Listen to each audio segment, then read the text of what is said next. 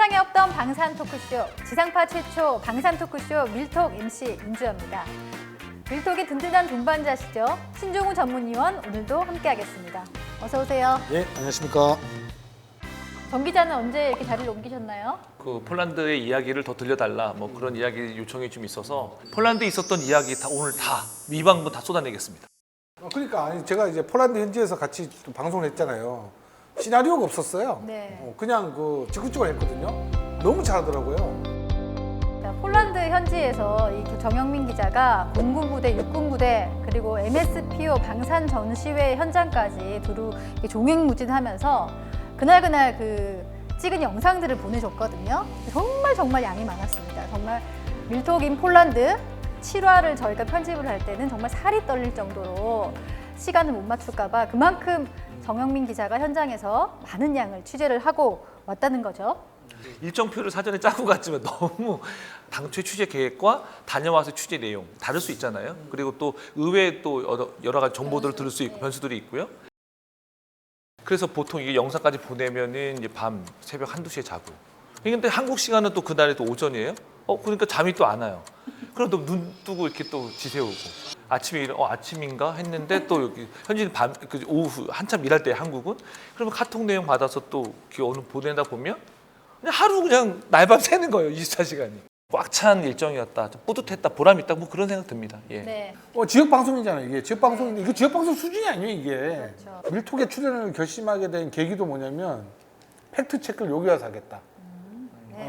그게 바로 제가 이걸 출연하게 된 계기였거든요. 너무 지금 유튜브 상에서 과장된 이제 정보들이 많아서 한번 그거를 고쳐줄 수 있는 프로그램이 필요하겠다 했는데 이번에 밀톡이 그걸 이제 해낸 거예요. 그래서 상당히 밀톡 출연에 대해서 상당히 뿌듯하게 생각합니다. 그만큼 많은 양의 취재를 해온 정영민 기자 덕분에 저희가 이번 밀톡인 폴란드 스페셜 편을 준비를 했습니다. 그러면 먼저 정영민 기자의 출국 브이로그부터 영상으로 확인하시겠습니다. 반갑습니다. 저희 밀톡팀이 인천공항에 도착을 했습니다. 네, 보이시죠? 저희가 이 깃발까지 준비를 했고요. 네, 일단 한번 안으로 들어가겠습니다.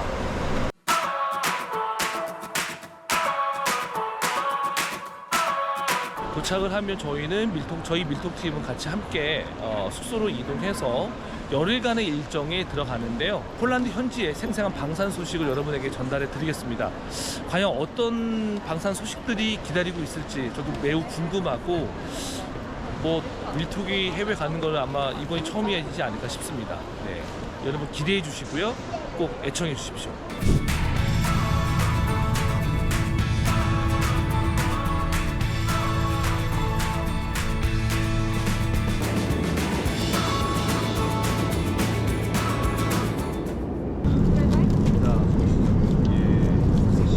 먹어보도록 하겠습니다. 예.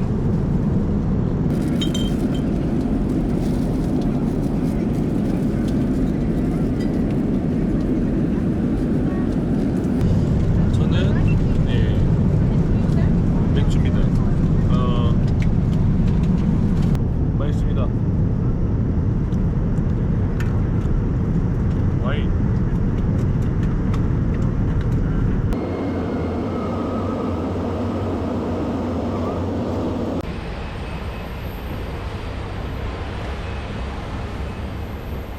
네, 저는 12시간을 거쳐서 바르샤바 쇼팽 공항에 도착을 했습니다. 지금 짐을 찾기 위해서 짐 찾는 곳에 나와 있는데요. 근데 정말 12시간 비행하면서 많이 망가졌습니다. 네.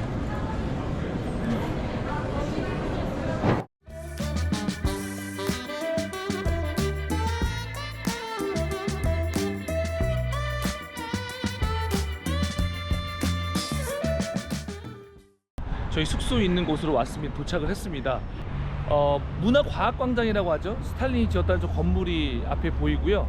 호텔 길 건너에는 이제 삼성, LG 광고판이 보일 정도로 우리의 나라의 이 대기업 브랜드들의 건물들이 좀 보이고 있고요. 너무 좀 피곤하기도 하고 시차가 좀 적응이 안 되는 것도 있고 지금 한국 시간이 새벽 1시 반입니다. 근데 여기는 오후 6시인가요? 6시 한 반 정도 됐는데요. 내일 첫 일정 시작하면서 다시 여러분께 말씀드리겠습니다. 자, 밀톡 화이팅! 신 의원님과 정 기자가 함께했던 MSPO 방산 전시회부터 이야기를 해볼까요? 35개국이 참가를 했지만 가장 이제 폴란드 언론 매체의 주목을 받고 특히 안제이 두다 대통령이 모든 이제 방산 전시관을 들린 거는 우리나라가 그때 유일했습니다. 35개국 중에서. 사실은 이제 야외관을 둘러본 다음에 실내 한번 들어가 보자. 들어갔는데 해외 부스들이 이제 많이 있었잖아요. 그러니까 당장 우리는 이제 뭐 익숙한 뭐 락히드 말틴, 보잉, 뭐 레오파드 여기에 이제 치우치고 들어가다가 이제 한국관을 이제 위원님하고 어디지 하면서 정말 우리 맵 안 보고 그렇죠? 자연스럽게 어떻게 이렇게 다니다 보니까 한국관이 나왔죠. 자, MSPO에서 신종우 위원님을 만났습니다. 반갑습니다. 안녕하십니까. 네. 이종다. 밀톡. 반갑습니다. 예. 지금 오른쪽에 야외 전시장이죠, 여기가. 여기서 얘기하기 전에 또 이 얘기를 먼저 좀 해야 될 필요 있는 것 같아요. 예, 말씀하십시오. 지금까지 보면 우리가 뭐 K 방산에 대해서 많은 분들이 뭐 노트북이나 이런 데 많잖아요. 근데 우리 밀톡은 현장까지 와서 한다. 실제로 보면 우리가 여러분들이 유튜브에서 우리 K 방산의 위력이 어느 정도인가를 많이 말씀하시는데 그렇죠. 실제로 와보면 느낌이 달라요. 폴란드 오니까 왜 우리나라 K 방산이 이렇게 폴란드에서 상당히 대우를 받느냐 그 이유를 알 수가 있더라고요. 뭐 역사적 배경도 있고 무엇보다 이 MSPO에 와 보니까 한국관 규모가 어마어마합니다. 역시 주민국이다. 나는 나도 안 들어가 봤는데. 그렇습니다. 그래? 예, 저희가 전시장 안으로 들어왔습니다. 들어왔는데 바로 옆에 폴란드의 국영방산 기업 PGZ 이 MSPO 정중앙의 부스가 마련돼 가장 큽니다. 근데 신종우 위원님하고 이제 돌다 보니까 바로 옆에 뭐가 보이죠? 바로 옆에 있는 거. 예, 크랩 자주포입니다. 차체는 이제 K9 자주포 차체고요. 폭탑은 영국제 AS90, 폭탑을 탑재한 155mm 자주 옥사포인데 처음에는 이게 아니었어요. 그 폴란드에 생산한 장갑차 차체를 얹어 쓰는데 자주포의 압력을 좀 버티지 못하다 보니까 K9 차체로 바뀐 이후에 그 자주포의 안정성을 완벽하게 해결을 했죠. 지금도 이제 수출하고 있는데 이게 또 여기만 쓰인 게 아니에요. 이게 지금 우크라이나 전쟁에서 투입돼가지고 우크라이나 군이 운영하고 있는 이제 자주포입니다. 현재 실전에서도 운영되고 있는 자주포라고 보시면 될 것 같아요. 한국 국기하고 아마 안지 두다 대통령이 올지 브라시프 작은 장관이 올지. 근데 안지 두다 대통령이 온대요. 안지 두다 대통령이. 안제이 두다 대통령하고 까먹었다. 브리시 초프. 브라시차크 마리우시 브라시차크. 마리우시 뭐 폴란드 국방장관 및 총리와 같이 그렇죠. 우리 한국과 부스까지 다 돌아본다고 합니다. 네. 그렇다면 이제 우리 한국과는 네. 어떤 각오로 어떤 무기를 가지고 이번 MSPO에 출전했는가? 예. 출전 선수. 예. 일단 출전 선수 명단을 좀 말씀해 주시면요. 전 선수는 명단은 좀 많이 왔다고 하더라고요. 네네. 그리고 지금 뭐 대기업뿐만 아니라 중소기업까지 와 있는데 네네. 지금 저도 안 가봤는데 가봐야 될 것 같아요. 일단 우리가 이제 들리는 얘기로는 이제 하나 에어로스페이스와 하나 시스템, 하나가 이제 부스를 좀 크게 찾았다는 얘기가 들리고, 찾았죠. 네, 그 다음이 들리는 얘기가 로템하고요. 그다음에 뭐 풍산, 뭐 SNT. S&T, 카이. 그렇죠. 자, 코리아관이 보입니다. 자, 한국관에 역시 이제 외국인들 많이 있습니다. 자, 잠깐 일로 오시면요. 여기서 이 K2.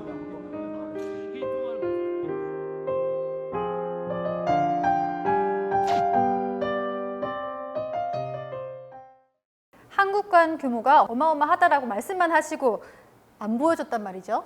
로템, 하나 에어로 그다음에 뭐 등등 뭐 S&T 등등 그리고 카이, LIG 취재를 다니면서 또 거기 나오는 무기들 내용도 사양도 우리가 본 게 맞나 아니면 또 추가된 게 있는가 또 이런 것들 그러니까 저희는 보도자료를 보고서 간 게 아니라 그냥 현재 부수된 거를 날 것을 이제 본 거잖아요. 그래서 그렇게 보면서 저는 또 아무리 경상남도에 또 부수도 마련돼 있다 그래서 경상남도 관을 찾았는데 없는 거예요. 그래서 어디 있나 했는데 저 구석에 한 5개 업체 영풍전자, 수옵틱스, 아이스팩, 동선전기, 창민테크론 이 기업들이 거기 한 부스에 있었는데 그 네덜란드 분이 오셔서 이제 MOU를 맺고 계신 거예요. 그래서 맺은 기업은 이제 수옵틱스라고 이제 광학 조준경 생산 업체고요. 그 네덜란드 역시도 이제 광전자 분야에서 한 100년 된 기업이라고 해요. 이 기업하고 MOU를 맺었는데 관계되신 분들 인터뷰도 하게 됐고 또 마침 또 거기에 네덜란드 방진의 부회장님이 오셔서 또 인터뷰도 해주시면서 Here, and it's the first example how we can work closely together as two nations, as Korea and the Netherlands. 이런 게 좋은 기회인 거예요. 그러니까 한국 간의 차려진 밥상이 아주 뭐 근사하고 크다 보니까 볼 게 많고 먹을 게 많은 거예요. 그러니까 네덜란드 분들도 뭐 결코 뒤지지 않는 분들이잖아요. 이 방산업계에서 그분들이 볼 게 많았다 해서 너무 좋은 어떤 자리였다 이런 얘기도 해주셔서 참 좋았습니다. 7화 밀톡인 폴란드 편에서 보면 그 야외 전시장에 세계의 전차들과 어깨를 나란히 했던 K2 흑표 전차가 나왔는데 그 야외 전시장에 또 하나의 우리 명품 무기인 천무가 미국의 하이마스와 함께 나란히 전시가 됐었다고요. MSPO 현지에서 촬영한 영상 먼저 보고 얘기 나눠보도록 하겠습니다. 그러니까 이게 지금 그 폴란드 국내 차체 6x6 차량인데 보면 하이마스가 좀 이렇게 달려 있어요. 보면은 뭐 240mm 달전 로켓 6개 파드 그리고 에이테크 지다지 미사일 파드를 한 개 넣을 수가 있습니다. 이게 이제 폴란드가 이제 하이마스를 도입한 형태고 우리 천무를 도입한 거면 일단 차체 자체가 상당히 크죠. 차체가 틀리죠, 그죠? 차체가 틀리고 이거는 8륜 전체적으로 바퀴 8개짜리고 보시면 알겠지만은 이것도 파드가 이게 2개가 들어갑니다. 파드가 지금 저기 나와 있는 거는 작은 거는 이제 130mm 또 옆에 있는 거는 230mm급 단자 로켓인데 우리가 여기 KT SSM 지대지 탄도미사일도 2발을 넣을 수가 있어요. 결국은 머지않아 차륜형 다륜장 로켓 시장에서 우리 천무가 하이마스보다는 성능이 2배 게다가 중요한 거는 가격도 상당히 낮습니다. 저렴하다. 제가 가격을 말씀을 못 드리겠어요. 듣긴 들었는데 하여튼 그러면 결국은 이 유럽의 어떤 자유를 지키는 그런 이제 기사로서 활약할 수 있겠죠. 예. 호마르 K, 호마르 코리아, 호마르 A, 호마르 아메리카. 호마르 아메리카. 하이마스. 하이마스잖아. 그 우리나라 천무의 발사대를 동시에 볼 수 있는 거는 아마 처음인데 거기가 처음일 거예요. 사이즈가 너무 틀려. 이게 뭐 너무 작아. 하이마스는. 너무 작더라고요. 파드가 너무 작고 우리는 뭐 커요. 2개니까. 네. 큰데다가 가격도 싸다는 거야. 결국은 폴란드 입장에서 선택할 건데 그래도 방심을 하면 안 돼요. 이제 독일 라인메탈이 로키드 마틴의 우리 천무하고 똑같은 걸 또 만듭니다. 그러니까 파드가 2개인 발사대를 독일 라인메탈 차량에 얹어가지고 하려고 해요. 근데 그것도 이제 패착이야. 차량은 폴란드가 중요하지 않거든. 그렇죠. 차량은 자기들이 만드니까. 예. 근데 일단은 왜 또 독일이 또 경쟁자로 나올 거다. 그래서 이거는 우리가 절대로 일단 선점은 했으나 일단은 방심하면 안 된다. 자, MSPO 2023 이틀째는 폴란드에 미국의 아파치 헬기 도입이 확정이 됐다고요. 일단은 전시장 들어가면 바로 아파치 있어요. 이제 계약 되겠구나 하는 게 느껴져요, 그냥. 이게 AH-642죠. H642 E 버전. 642 버전. E 버전. 그러니까 레이더 예, 장착한 거 최신형. 롱보 레이더 달린 거 있고 안 되는데 지금 전시된 건 롱보 레이더가 없었어요. 근데 96대면 예. 돈 16조, 18조도 되는데 그거는 아마 폴란드 현지에서 조립 생산할 거예요. 조립 생산. 위에축공처럼. 왜냐하면 위에축공 엔진하고 아파치 엔진이 똑같은 엔진을 쓰거든요.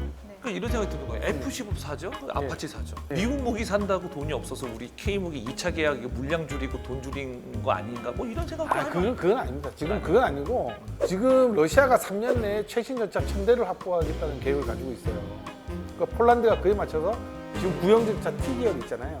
없애버리고 또 대신 뭐 구형 전차는 우크라이나 보내주고 레오파드 최신형, M1 전차 최신형, 우리 흑표 전차 최신형으로 러시아의 최신 전차와 동일하게 전력 균형을 유지하겠다는 게 안제이 두다 대통령의 목표예요.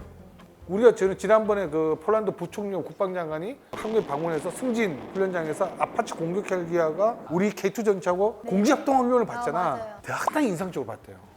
우리 폴란드군도 이렇게 만들어야겠다. 물론 그전에 살 생각이 있었겠지. 근데 이렇게 대규모로 막 기동하고 하는 걸 본 거는 또 처음이고 K2 전차뿐만 아니라 아파치 공격 헬기도 유심히 본 거예요. 거기서. 네, MS표 현지 언론이나 미디어들의 반응도 굉장히 궁금한데요. 정영민 기자가 현지 미디어데이에 다녀왔죠? 현지에서 이제 법인을 차린 하나 에어로스페이스가 현지 언론 한 8군데에서 9군데 정도의 언론사를 대상으로 해서 미디어 데이를 개최한다 그래서요. 그래서 현지를 한번 좀 운 좋게 좀 가게 됐어요. 가서 봤는데 그 PT를 딱 보는 순간 역시 달라졌구나. 뭐냐면 뭐 천문학 K9이 아니고요. 화면 첫 번째가 잠수함입니다. 그 다음에 초소형 위성, 그 다음에 후발 무기 기동하는 체계들이었는데 이게 우리가 궁금해하는 것처럼 이제 잠수함 오르카 사업을 진행을 하는데 잠수함의 이 자망 시간이 어떻게 되느냐, 그리고 이제 독일 경제 기업과의 이 차이, 그다음에 경쟁사가 독일인데 독일보다 자망을 더 오래 할 수 있느냐, 이런 어떤 디테일한 질문들부터 해서 리튬이온 전지를 쓴다고 하는데 그게 정말 안전하느냐, 한국은 20개 넘게 잠수함을 보유하고 있는데 너무 많은 거 아니냐, 왜 이렇게 많이 보유하느냐부터 해서, 그리고 또 K9A2죠. 2차 계약하면은 이제 성능 개량형 A2가 들어가는데 거기에 들어가는 그 기술까지도 우리한테 이전을 해줄 거냐. 그러니까 이제 하나 입장에서는 아니 A2 말고 A3, A4도 갈 거다. 거기에 이제 MRS 다연형 로켓에 관련된 알고리즘까지도 호환을 해서 탑재할 거다. 문제는 우리가 PGZ한테 그 요청을 했다. 답변을 기다리고 있다. 그쪽에서 이야기를 하면 우리는 언제든지 응할 각오가 돼 있다. 이런 얘기까지 할 정도면 상당히 그 성능 개량형에 대한 부분들을 폴란드하고 깊게 더 이야기를 하고 있다라는 걸 좀 알 수 있었고요. 그 다음에 이제 탄약 생산해 줄 거냐. 아무리 좋은 무기라 하더라도 탄약을 생산할 수 있어야 되는데, 그래서 이제 풍산에서 탄약 맺겠다 했잖아요. 그리고 또 뭐 제3국으로의 탄약 이야기까지 나오고 있는데 그건 뭐 확인된 사실은 아니니까 나중에 나오면 이야기할 수 있을 거고요. 근데 155mm의 고폭탄에 대한 현지 생산, 이 이야기, 요거에 대한 거를 직접적으로 이제 묻는 질문들이 많았고.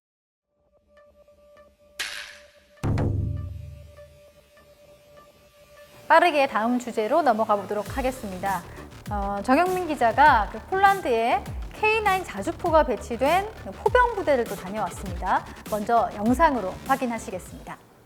자, 폴란드 수도 바르샤바에서 중북부 지역에 있는 벵고제보라는 도시에 있는 폴란드 제1포병여단으로 가는 길에 잠깐 휴게소를 들렸는데, 여기서 다시 2시간 거리에 있는 다시 벵고잡으로 지금 가보겠습니다. 네, 스타트. Hi. Say hello. Hello. Hello.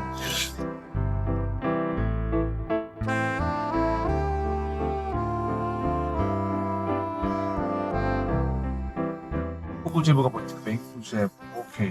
자, 벵고제보. 자, 이름도 벵고제보. 제보는 MBC. MBC 경남. 이 포병 부대의 첫 번째 부대, 가장 큰 부대가 아닐까 그런 생각이 드는데, 폴란드는 전차보다는 이 자주포의 역사가 깊은 국가인 것 같아요. 예. 그리고 이미 이제 폴란드에는 이 크랩이라는 이 자주포가 있죠. 나토의 동부 최전선에 폴란드가 있다. 그리고 이 폴란드에 직접 국경을 맞대고 있을 뿐만 아니라 러시아 동맹국 이 벨라루스죠. 우크라이나와 무려 600km의 국경을 접하고 있다.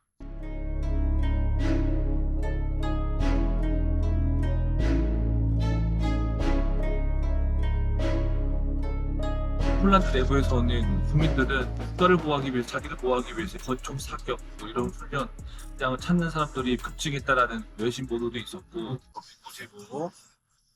근데 평생 한번 가볼까 말까 이 벵고제보라는 폴란드의 이름 모를 어떤 도시를 가고 있는데, 여기서 어떤 일이 이제 일어날지.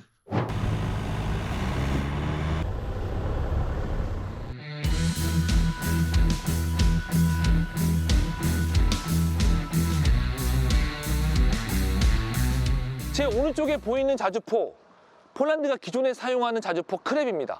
왼쪽에 있는 자주포, 지난해 12월에 배치된 K9 자주포입니다. 두 자주포 모두 비슷한 시스템이 적용되다 보니 상공 운용성이 뛰어나다는 평가를 받고 있습니다.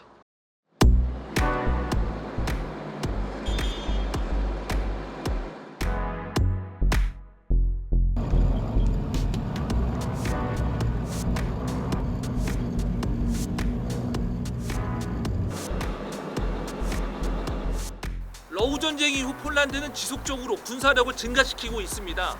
우리의 명품 무기 K9이 이 폴란드 포병 부대에 배치돼 실전 훈련을 이어가고 있습니다. 근데 이번에 정 기자가 다녀온 그 부대가 자체 크랩 자주포를 쓰고 있던 부대라고 하던데요. 그렇죠. 폴란드는 전통적으로 이제 크랩이라는 자주포를 사용을 하고 있죠. 이제 차체는 우리 K9 자주포를 쓰고 있고 포탑은 이제 영국이 설계한 155mm 이제 포탑을 탑재를 해서 쓰고 있는데 제가 현장 갔을 때 대형 경납고가 있었고 그 앞에 이제 크랩들이 한 10대 정도, 10여 대 정도가 이제 도열돼 있었고 아마 그 부대에 보유하고 있는 이 크랩이 한 64대, 그러니까 60여 대 정도 보유하고 있었다고는 들었거든요. 그만큼 폴란드는 이제 자국의 이제 자주포 크랩을 많이 보유하고 있었다. 근데 거기에 배치된 게 K9이 12대였어요. 12대 플러스해서 작년에 12대, 올해까지만 하면 이제 24대. 그리고 이제 추가 24대가 이제 배치될 예정이다. 그러니까 다시 얘기하면 K9 크랩 자주포 부대가 K9 부대로 탈바꿈하고 있다. 뭐 이렇게 표현해도 과언이 아니다. 그 폴란드가 이제 우크라이나 전에서 이제 우크라이나 가장 많이 지금 무기를 보여주고 있는데 지금 계속 이제 크랩도 더 보내줄 거예요. 그리고 그냥 우크라이나에 그냥 보내줄 공유만 한 게 아니에요. 판매를 합니다. 판매를. 그러니까 전쟁이 끝나면 이제 사후 정산 받겠죠. 크랩 자주포는 원래는 이제 K9 자주포 차체가 아니었죠. 폴란드에서 자체한 이제 장갑차 차체를 썼어요. 물론 장갑 차체라고 해가지고 못하는 건 아니지만은 영국제 AS90 포탑에 폴란드산 차체를 썼는데 차체가 너무 이제 약한 거죠. 하체 부실로 해가지고 중간에 바꿔보려고 K9 자주포 차체를 엄청 잘 만든 거죠, 우리가. 저희 프로그램은 밀리터리 덕후들이 많이 보는 프로그램이긴 하지만 또 잘 모르는 일반 시청자분들을 위해서 이 K9 자주포 어떨 때 쓰는 무기인가요? 일단 대화력적 임무를 수행하죠. 북한이 보통 전쟁이 나면은 우리 군의 주요 군사시설을 초탄을 공격하면 K9 자주포 같은 경우는 장사정포 사거리에 빠른 이제 그 발사 속도를 가지고 있기 때문에 적들이 공격을 받으면 우리가 먼저 반격을 통해서 제2차 공격을 못하게 만드는 포병의 핵심 자주포예요. 게다가 이게 지금 40km인데 지금 사거리 연장탄까지 지금 개발이 되고 있어요. 미국 유마 사격장에서 사거리가 뭐 60km 나갈 사격 시험도 성공했고 앞으로 K9 자주포는 계속 진화할 건데 안타깝게도 이게 자주포 성능계랑 사업이 너무 늦었어요. 그러니까 지금 K9A2 말씀. 예, K9A2 뭐 A3뿐만 아니라 지금 유럽은 지금 거기다 자동 장전으로 가거든요.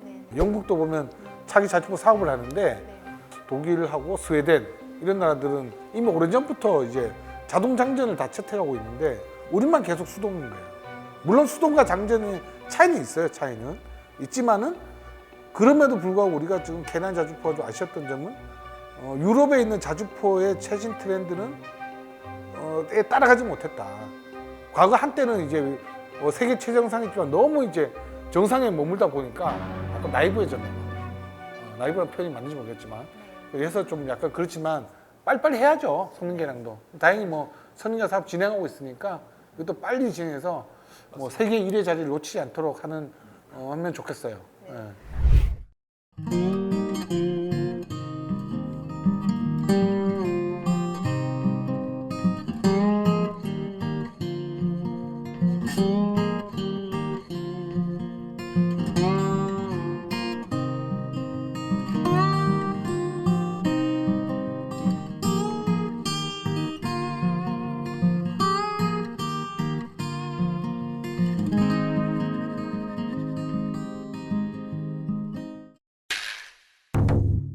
저는 FA50 민스크 부대로 이동을 했습니다. 오늘 당초에 민스크 공군 부대를 방문해서 카이의 기지 사무소를 방문하려고 했었는데요. 저희가 여기 도착하고 나서 이틀 전부터 이 민스크 공군 부대 상황이 되게 긴박하게 돌아가서 언론 출입이 좀 통제된다. 그래서 취재가 이제 불허될 가능성이 높다라는 통보를 받았습니다. 좀 극적으로 이제 취재 허가를 받은 상황이고요.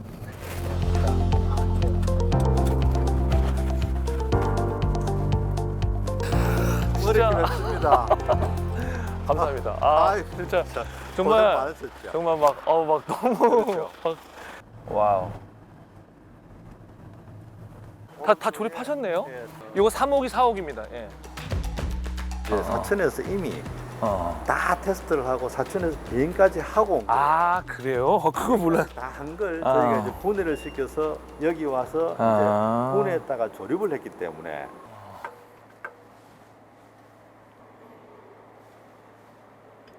이게 이 역사적 순간이야 지금. 이거 아니 나는 여기 민스콘 공군부대 온 것도 정말 역사적 순간이고 언론 출입 좀 통제된다. 그래서 대한민국 최초 기자가 예.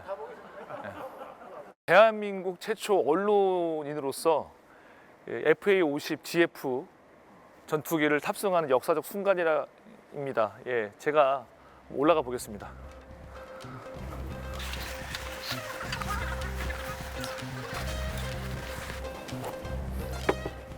탑승 완료했습니다. 전자 기기 장치들이 상당히 이제 많이 있는데요. 이거 전혀 터치하면 안 되니까 모니터가 양쪽에 이렇게 하나씩 있고요. 그리고 앞에 이 시야에 이렇게 뭐라고 하죠? 이게 허드, 예, 허드. 이게 아마 햇빛 이거 좀 차단해 주는 것 같아요. 약간 글라스, 그건 아닙니까? 죄송합니다. 저보다 좀 등치가 더 크거나 뚱뚱한 사람 못 할 것 같아요. 이게 체중 제한이 있을 것 같고요. 무엇보다도 저는 인상적인 게 요 의자 비상 탈출할 때 이거를 저희 밀톡에서 조종사가 유사시에 탈출할 수 있는 조종사 사출 장치에 들어가는 로켓모터의 일부인 폭발물 카트리지. 그저 눈물겨운 그 히스토리 이게 그거예요. 이게 비상 탈출할 때 이 가운데 노란 거 이거 줄 당기면 이건 당기면 날아가는 거네요. 탈출 버튼. 351 지금 토잉카가 지금 끌고 가고 있습니다. 저희 가는 곳은 활주를 거쳐서 이 민스크 공군 부대 왼쪽 끝에 있는 이글루라고 표현하는데요. 그러니까 한국에서는 이글루, 현지에서는 쉘터. 일종의 작은 경납고 형태입니다. 거기서 뭐 급유도 하고 그다음에 뭐 간단한 정비도 하는 곳인데 오늘 엔진런 테스트를 하기 위해서 FA-50 3호기에 보시다시피 정비사 두 분이 탑승을 하셨고요. 캐노피가 닫히고 나서 바로 시동이 걸립니다. 그래서 소음이 매우 심하기 때문에 귀마개를 다 꽂고 계시는데요. 저도 이제 귀마개를 장착을 하고 엔진 테스트 과정을 한번 지켜보도록 하겠습니다. 예.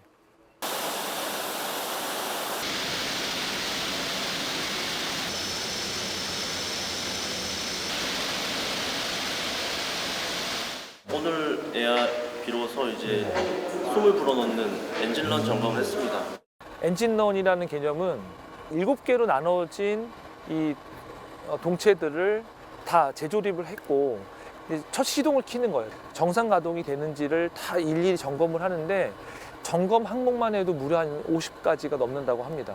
현지에서 하는 것들은 어떻게 보면 마지막 정말 서비스, 그래서 이제 최종 그래도 혹시나 이제 테스트를 해봐야 되니까 폴란드군에 인도되기 전에 이제 그런 어떤 과정을 꼼꼼하게 거치는 거죠. 그 FA-50 개필러 3호기, 4호기가 언론에 포착된 건 처음이네요. 그리고 3, 4호기가 동체 조립이 이미 끝났습니다. 7개 덩어리. 그러니까 윙, 바디, 엔진까지 다 해서 마쳤고 3호기가 엔진런 테스트를 하기 위해 스탠바이 하고 있는 상황, 4호기는 그 뒤를 이어서 갈 상황. 그리고 거기에 이제 태극기, 그 큰 태극기, 정말 막 가슴이 막 두근두근 됐죠. FA-50 한 대당 주유 항공유 몇 리터 들어가는지 아세요? 모르죠. 2,700리터 정도? 그리고 어느 정도 비행하냐? 뭐 1시간, 1시간 반.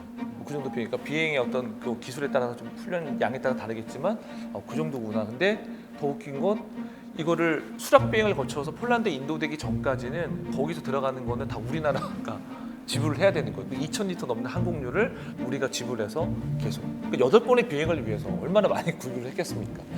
폴란드는 딱 그게 선이 있더라고요. 우리한테 오기 전까지는 너희들이 해줘야 돼. 모든 비용을.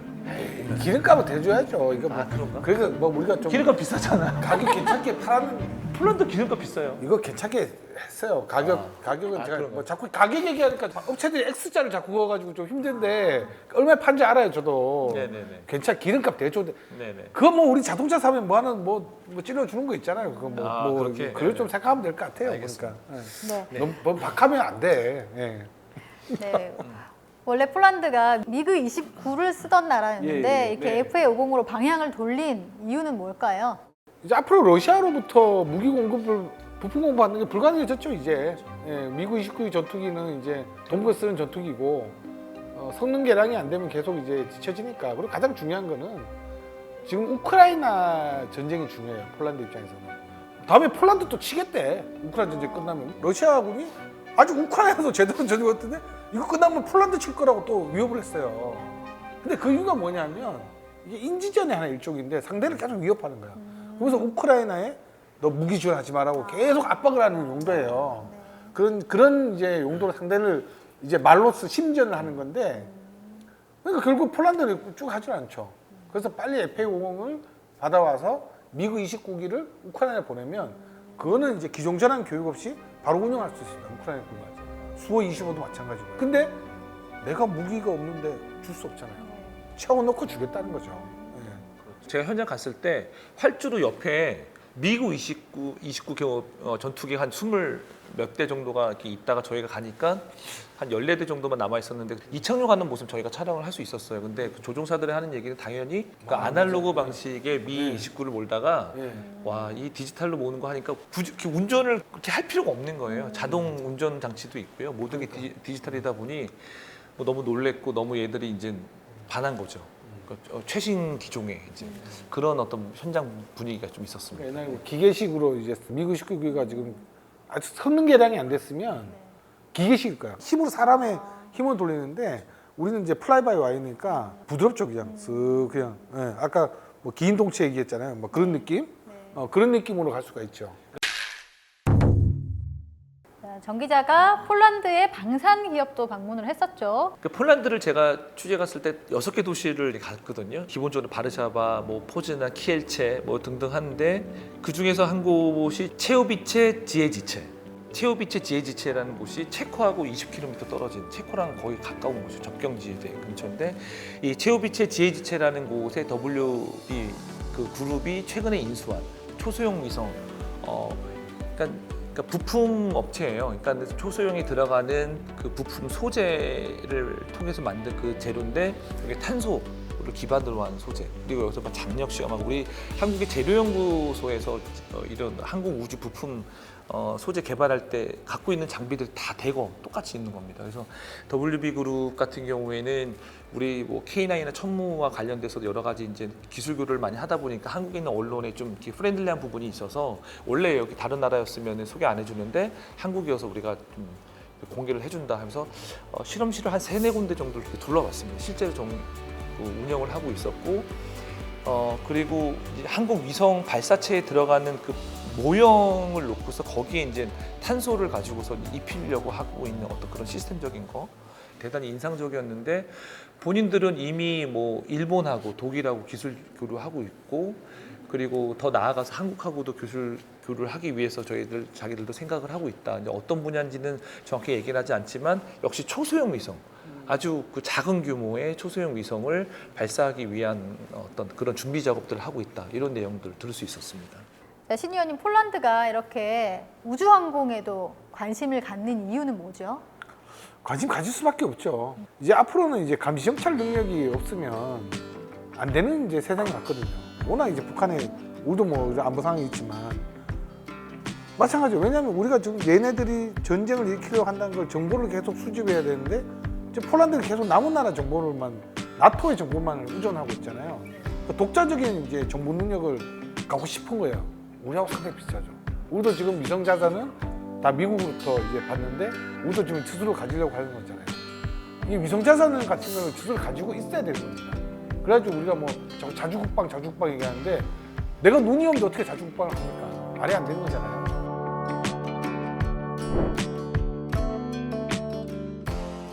폴란드에서 가장 오래된 도시 중에 하나인 포즈난시. 정영민 기자가 이 포즈난시도 다녀왔는데요. 우선 영상으로 만나보시겠습니다. 취재 6일째 아침입니다. 저희는 오늘 6시 반에 포즈난 도시를 가기로 했습니다. 그래서 이 짐을 좀 챙겨서 왔고요. 밖에 우리 마르코, 우리 코디님이 기다리고 계십니다. 오케이. Hello. Good morning. Good morning. Yep.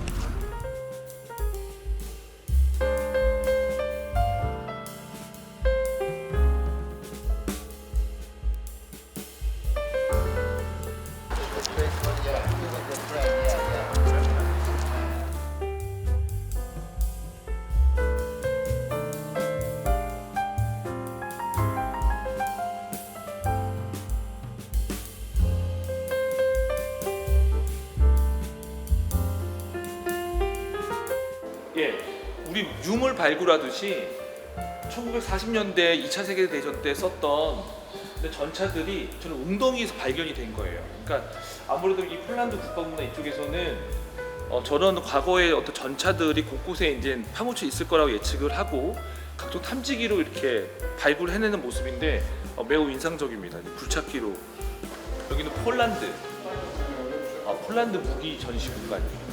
폴란드 군에 T45, T60, 뭐 T85 이렇게 있는데 보시다시피 이런 T54네요. T54.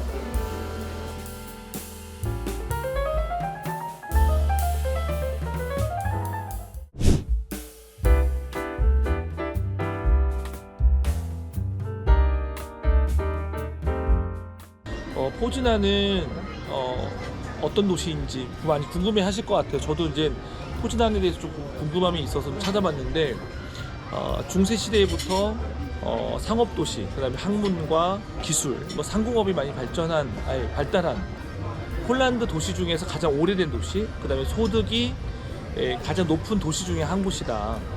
그렇습니다. 그리고 여기는 1956년도에 독일의 지배하에 있을 때 어느 순간 맥주가 나왔습니다. 맥주. 독일 지배하에 있을 때 독일 지배하에 있을 때 반독일 저항 운동이 일어났던 너무 목이 말라서 자 일단 한잔 드시죠. 짠.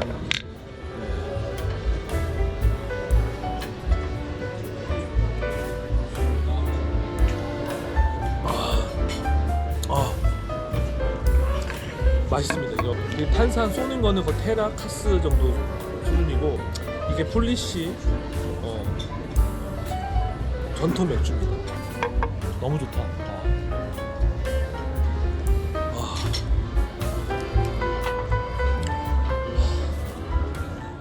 특별히 이곳을 다녀온 이유가 있을까요? 일단 포즈난시는 우리 대한민국의 방산도시 하면 창원이고요. 폴란드의 방산도시 하면 일단 포즈난이라고 해요. 이제 포즈난이라는 도시를 그래서 저희가 찾게 됐고 그 역사의 배경을 보니까 중세 시대부터 이제 상업이 발달했고 그 다음에 말씀하셨다시피 이제 폴란드에서 가장 오래된 도시 중에 하나고 가장 소득이 높은 도시 중에 하나 그리고 젊은 사람들 가장 많이 사는 대학이 무려 22개나 됩니다. 그 젊은 도시고요. 과거 독일이 또 지배를 했을 때 그 독일 저항 운동이 벌어졌던 봉기가 일어났던 곳. 그러니까 우리 부마항쟁의 우리 마산과도 어쨌든 좀 비슷한 성격인 도시다. 뭐 그런 느낌이 좀 들었고요.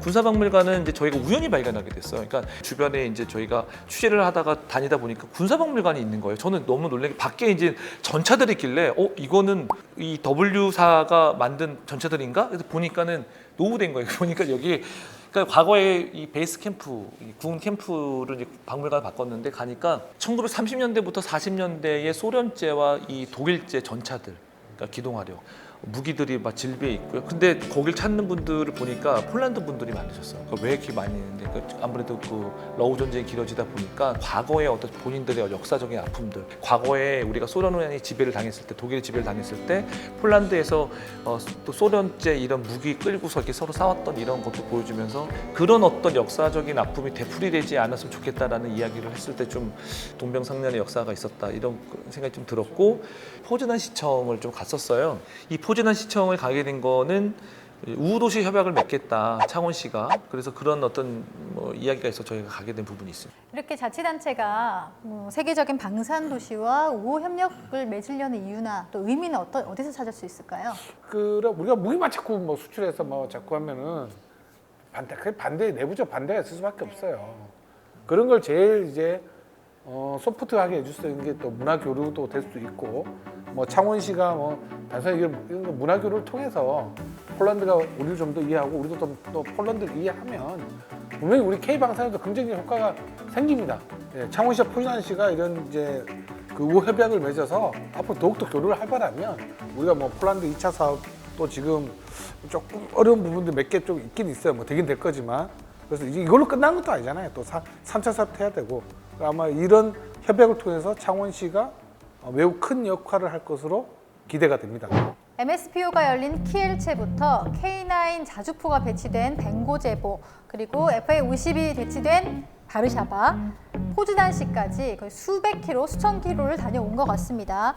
자, 2박 3일을 녹화해도 끝나지 않을 것 같습니다. 그래도 다 하지 못한 얘기는 저희가 쿠키 영상으로 만들어서 보여드리겠습니다. 지금까지 지상파 최초 방산 토크쇼 밀통이었습니다. 세상에 없던 방산 토크쇼로 시대를 앞서 나가겠습니다. 지상파 최초 방산 토크쇼 밀톡의 진행입니다.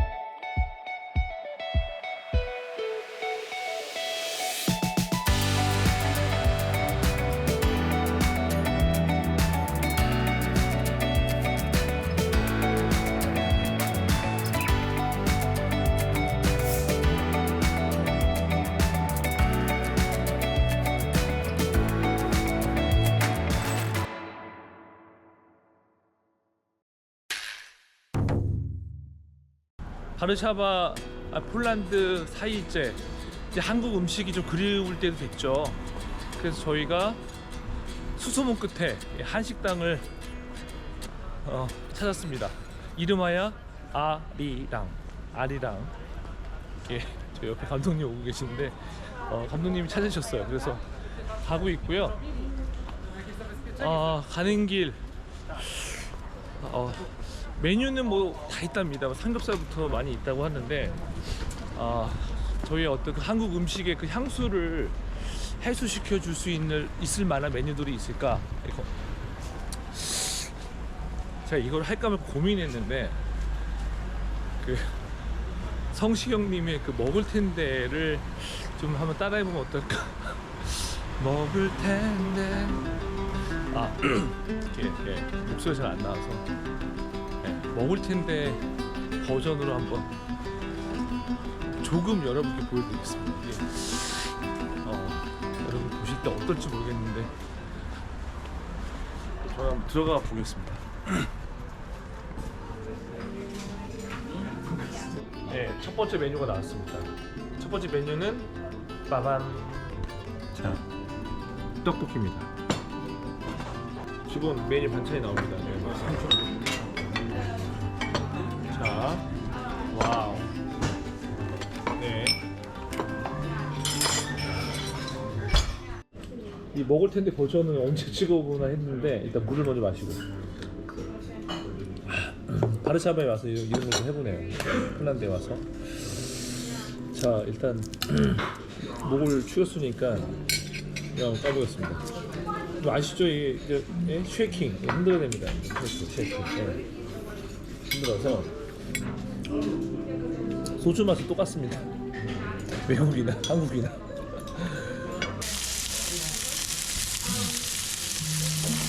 이거 드셔도 될 것 같은데요? 네. 드셔도 보세요. 네. 먹을 텐데 한번 역시 삼겹살은 상추죠, 상추. 네, 상추. 자, 상추에 싸서 예. 자, 쌈 아시죠? 쌈 밥을 한번 먹어보겠습니다. 폴란드의 삼겹살.